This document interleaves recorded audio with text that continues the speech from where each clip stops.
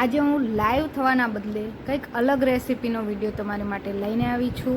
આ વિડીયો બહુ ટાઈમથી હું તમારી માટે મૂકવા માંગતી હતી પણ રહી જતો હતો। તો આજે લાઈવના બદલે તમે આ આખો વિડીયો જોજો અને આપણે ઉનાળાની ઋતુમાં આખી સિઝન ગોળ કેરીનું અથાણું ખાઈએ એ જ આ ગોળ કેરીનું અથાણું છે। 2 કેરી મેં મીડિયમ સાઇઝની લઈ લીધી છે, લગભગ 500 ગ્રામની આ કેરી હશે। અને પછી જો આ મેં 2 પાણીથી 3 પાણીથી સારી ચીકાશ હોય એ બધું કાઢીને ધોઈ લીધી છે। પછી મેં કટ કરી લીધી છે। કટ કરવાના બદલે તમે એક વસ્તુ એ પણ કરી શકો કે કટ કરતાં પહેલાં તમે છોલી પણ શકો છો। મેં છોલ્યા વગર જ બનાવ્યું છે। એમાં પછી હળદર મીઠુંનો દાબો દઈ દેવાનો, એટલે બીસ કે પલાળી રાખવાનો એક નાઇટ માટે કે 4 થી 5 કલાક માટે। મેં એક નાઇટ માટે પલાળ્યું હતું। સારી રીતે આને હવે આપણે મિક્સ કરી લઈશું। એકદમ એક કેરીના કટકા ઉપર એક બાઇટ ઉપર આ એડ કોટિંગ થઈ જવું જોઈએ, એવી રીતે આપણે સારી રીતે મિક્સ કરી લઈશું। હવે આ કોટિંગ આપણે સારી રાત રાખીને પછી આપણે અડધો કલાક માટે એનું પાણી નીતરવા માટે જાળીવાળો વાટકો હોય કે ડીશ હોય એમાં કાઢી લઈશું, એટલે પાણી બધું નીતરી જશે। સવારમાં આ કરી લેવાનું, એટલે તમે પછી એને કપડામાં કે કોઈ ડીશમાં કે એ રીતે તમે પંખા નીચે જુઓ, તમે ધ્યાન રાખજો તડકે સૂકવવાનું નથી જરાકે। હવા ઉજાસમાં અને એકદમ પ્રકાશ આવતો હોય એવામાં ડાયરેક્ટ તડકામાં નથી સૂકવવાનું આને, નકર આપણે અથાણું ખરાબ થઈ જવાની બીક રહે। એટલે આવી રીતે ડીશમાં કે તમે પંખા નીચે આને સૂકવી શકો છો। અને લગભગ 4 થી 5 કલાક માટે આવી રીતે પાથરી દો, એટલે પાણી એકદમ સુકાઈ જશે। તમને એવું લાગે કેરી દબાવો અને એમાંથી પાણી ના નીતરે એટલે તમે સમજી જજો કે આ સુકાઈ ગયું છે। એટલે સારી રીતે આને એકદમ ખુલ્લા એક પીસ તમે કટ કરેલા હોય એને સારી રીતે પાથરી દેવાનું।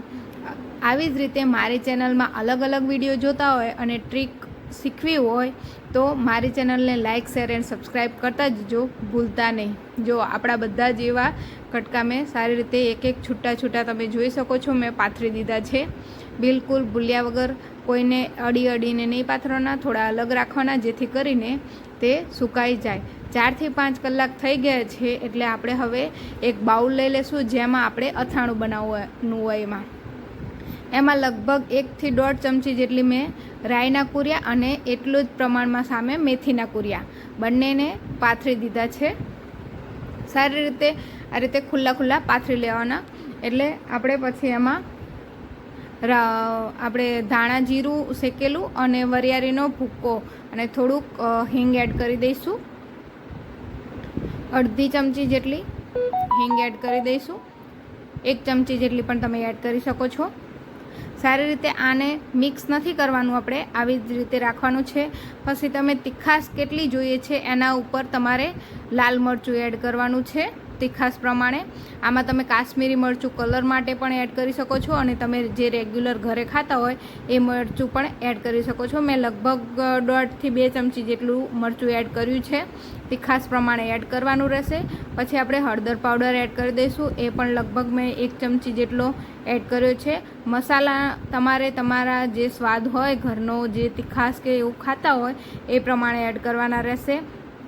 મસાલાના પ્રમાણમાં જ આપણે મીઠું એડ કરવાનું રહેશે, બાકી ઓલામાં તો આપણે મીઠું છે જ એટલે મીઠું એડ કરવાનું થતું નથી।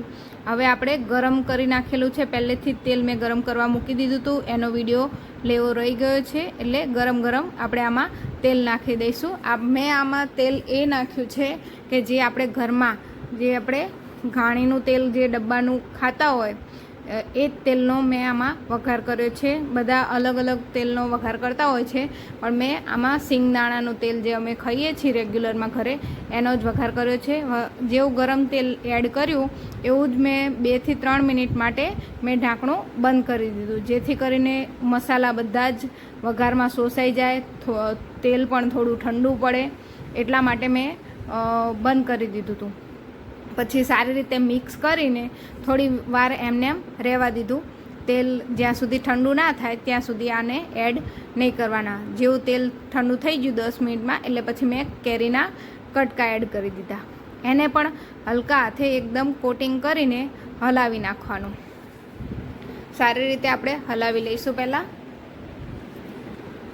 કેરીનું અથાણું બનાવવું એકદમ સહેલું છે. આવી જ રીતે છુંદો બનાવવો પણ એકદમ સહેલો છે. આને હલાવીને સારી રીતે થોડીવાર રાખી દેવાનું અને થોડી વારે હલાવતું રહેવાનું. જે દિવસે તેલ મિક્સ કર્યું હોય એ દિવસે આપણે થોડી વારે હલાવતું રહેવાનું. મારે મીઠું નાખવું થોડુંક મને ચાખ્યું ત્યારે મીઠું ઓછું પડ્યું એટલે મેં આમાં પણ મીઠું એડ કરી દીધું, કેમ કે મસાલામાં મીઠું એડ કરવું જરૂરી છે.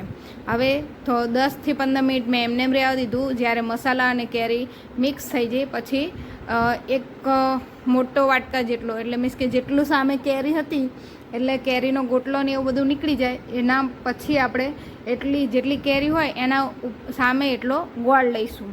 જો ખાટું ના બનાવવું હોય તો ગોળ કેરીના માપ લેવાનો, અને જો ખાટું સહેજ રાખવું હોય તો ગોળ ઓછો લો તો ચાલે.